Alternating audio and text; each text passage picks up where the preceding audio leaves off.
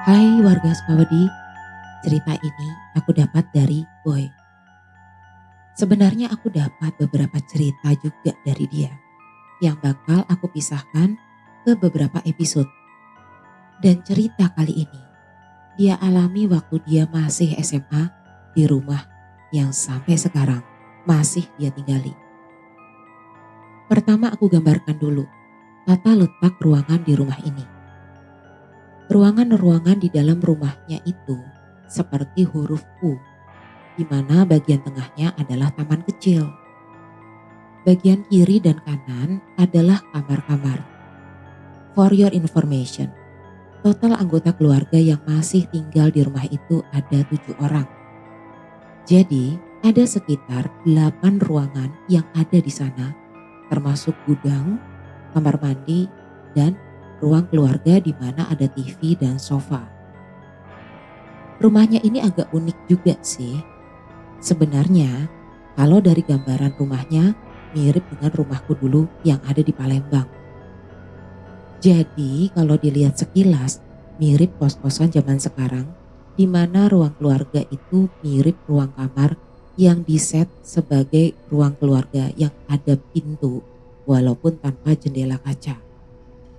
Dulu Boy itu pasti nungguin film kesukaannya yang memang tayang jam 11 malam.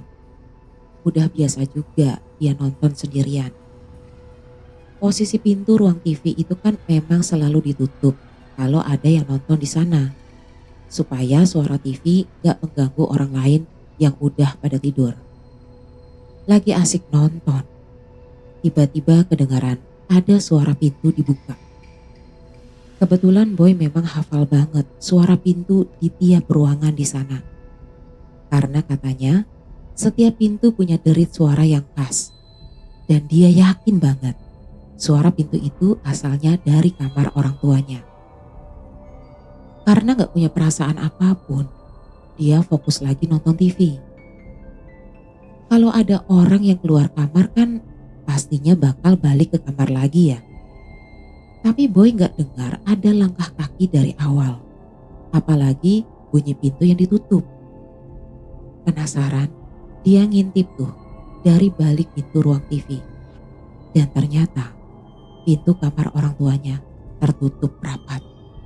Loh, kapan orang tuanya balik lagi ke kamar? Ya udahlah, dia tutup lagi pintunya dan balik nonton TV. Sekitar 30 menit kemudian, ada bunyi suara handle pintu yang berusaha dibuka. Lalu, kedengaran suara ketokan di pintu ruangan itu. Karena dia pikir itu mungkin abangnya atau anggota keluarga yang lain, Boy hanya bilang, "Buka aja, gak dikunci kok." Tapi handle pintunya makin keras digerak-gerakin. Kayak orang yang udah mulai habis kesabaran gitu. Males-malesan Boy jalan ke arah pintu. Begitu dibuka, ternyata gak ada orang. Tiba-tiba aja dia berasa udara berubah jadi dingin. Padahal dia tinggal di Surabaya yang malam pun masih sering berasa panas. Tapi dasarnya dia orangnya cuek ya.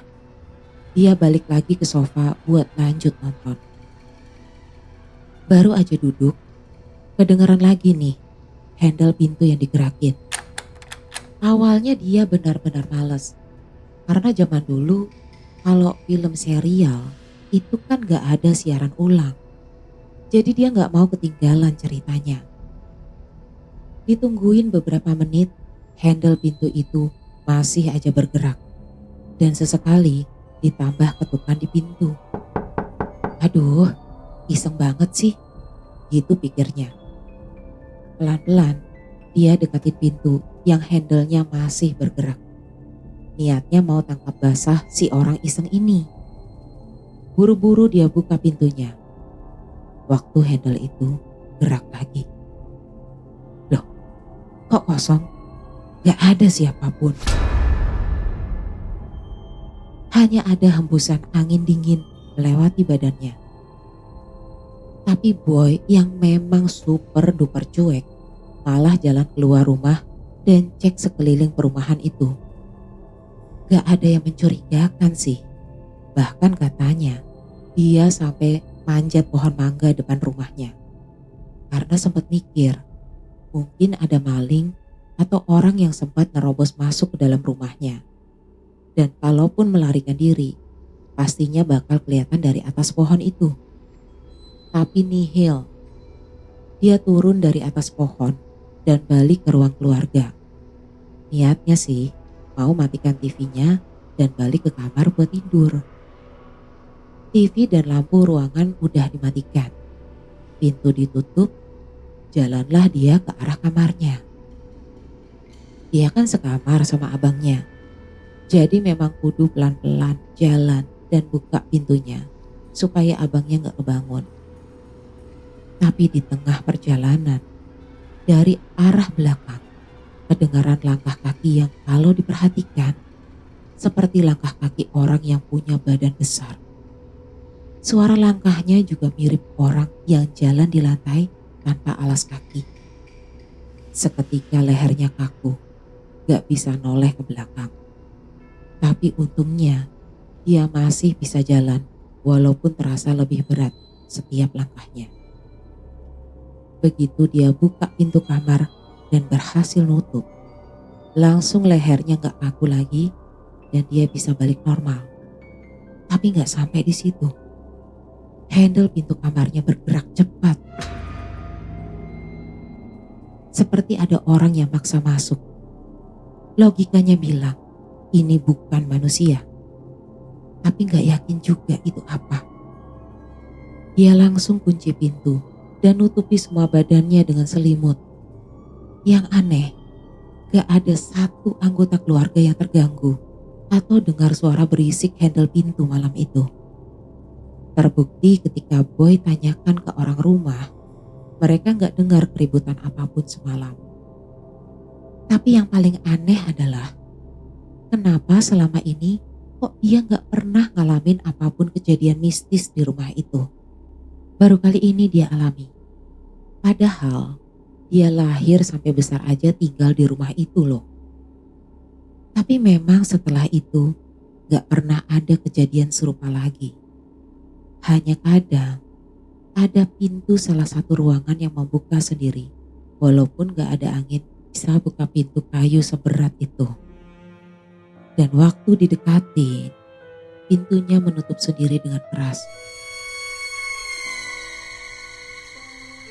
Oke, segitu dulu cerita dari Boy. Masih akan ada cerita lainnya dari dia. Ditunggu aja ya.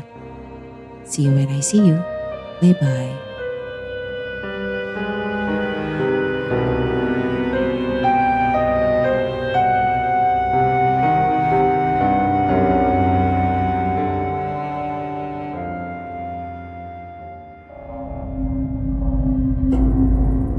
Kamu punya pengalaman horor?